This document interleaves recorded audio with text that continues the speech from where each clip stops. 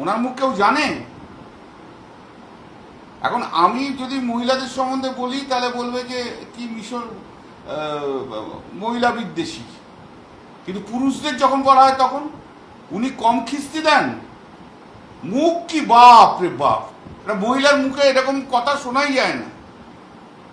প্রাতিষ্ঠানিক দুর্নীতি যদি হয়ে থাকে তাহলে ভোট বিয়ের আগে মুখ খুললো না কেন? আগে বলতে পারতো প্রাতিষ্ঠানিক দুর্নীতি হয়েছে। এখন সেই দুর্নীতির মধ্যে তো ওনার নামও রয়েছে। 5 লাখ টাকা নারদাতে কে খেয়েছিল? কাকলি ঘোষ নিয়েছিল, শুভেন্দু অধিকারী নিয়েছিল, আরো অনেকে নিয়েছে। তাহলে দুর্নীতিটা করলো কে? কাকলি ঘোষ তো দুর্নীতি করলো, সে আবার প্রাতিষ্ঠানিক ইনস্টিটিউশনাল করাপশনের কথা কি করে বলে? তার মুখে মানায়? হ্যাঁ, সিন্ডিকেট কথাটা কোত্থেকে উঠে এসেছিল জানেন? পশ্চিমবাংলায় প্রথম সিন্ডিকেট কথাটা উঠেছিল রাজারহাট মিউনিসিপ্যালিটিতে। তখন রাজারহাট মিউনিসিপ্যালিটি ছিল বারাসাত পার্লামেন্টারি কনস্টিটুয়েন্সির মধ্যে। তখন সিন্ডিকেটের নাম উঠে এসেছিল। সেই সিন্ডিকেট কারা চালিয়েছিল? বাংলার একটা মিডিয়ায় কাগজ এতে আজকে 5-7-8 বছর আগে খবর দেখে নেবেন যান কার নাম ছিল সেখানে, কার ছবি দেয়া।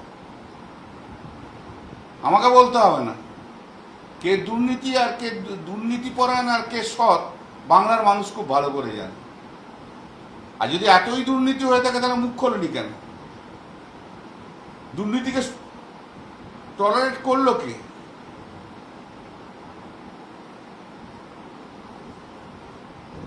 উনি অনেক কথা আমার সম্বন্ধে বলছেন নাম না করে। হ্যাঁ বলেছেন তো। ওনার মুখ কি? ওনার মুখ কেউ জানে? এখন আমি যদি মহিলাদের সম্বন্ধে বলি তাহলে বলবে যে কি মিশর মহিলা বিদ্বেষী, কিন্তু পুরুষদের যখন বলা হয় তখন উনি কম খিস্তি দেন? মুখ কি বাপ রে বাপ, মহিলার মুখে এরকম কথা শোনাই যায় না। আমাকে একবার দিদির কাছে লিখিত কমপ্লেন করতে হয়েছিল ওর বিরুদ্ধে। আমরা হাউসে বসে আছি আমাদের নিজেদের বেঞ্চে, অভিষেকও সেদিন ছিল।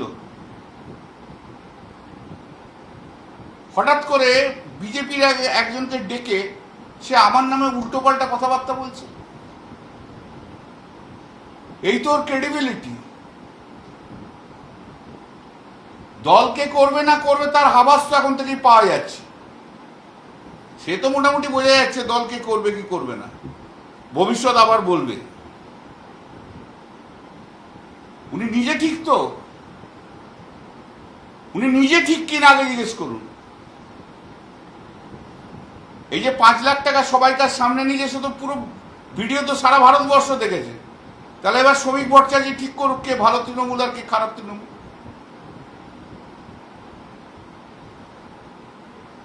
প্রাতিষ্ঠানিক দুর্নীতির মহারানী উনি।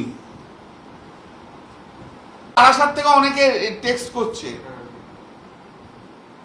একজন মহিলা পর্যন্ত টেক্সট করছে, একজন সে অনেক পোস্ট হোল্ড করে, বলে অত্যাচারে থাকতে পারছি না ওনার অত্যাচারে। আমাকে কখনো পর থেকে সরানো হয়নি। দিদি কোনো একটা কথা বলেছিল সবাইকার সামনে, ইমোশনালি আমি সেটাকে রিজাইন করেছিলাম, মনে রাখবেন। কিন্তু আমাকে কখনো সরানো হয়নি, কিন্তু আমি পদত্যাগ দিয়েছিলাম। তারপর দিদি অভিষেককে পাঠিয়েছিল। অভিষেকের সঙ্গে আমার কথা হয়েছিল, আমি বললাম না এখন কিছু থাক, অলরেডি তোমরা কাকলি গোস্বামীকে চিফ হুইপ করেছো, ঠিক আছে, এখন আমি চিফ হুইপ হবো না। অভিষেক ব্যানার্জিকে জিজ্ঞেস করে নেবে। আর তো অতএব আমাকে কেউ পদ থেকে সরানো হয়নি। অ্যাটেন্ডেন্স দেখেছেন ওনার অ্যাটেন্ডেন্স আর আমার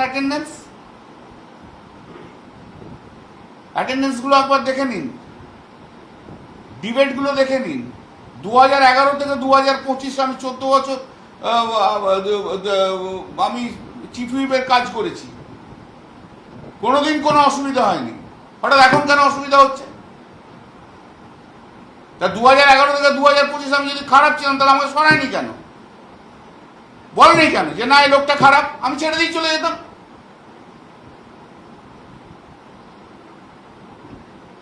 চিফ হুইপ হিসেবে কি ফাংশনটা করেছে? আর আপনারাই তো পার্লামেন্টে দেখেছেন কার ভয়েস কি আছে, কে কি প্রতিবাদ করেছে। আমার তো বলার দরকার নেই কার কি আছে। আমি নাটক ফাটক করি না, বুঝলেন? ফাইন্যান্সে বলতে যে বেগুন চিবিয়ে খাতে হয় না পার্লামেন্টে আমাকে।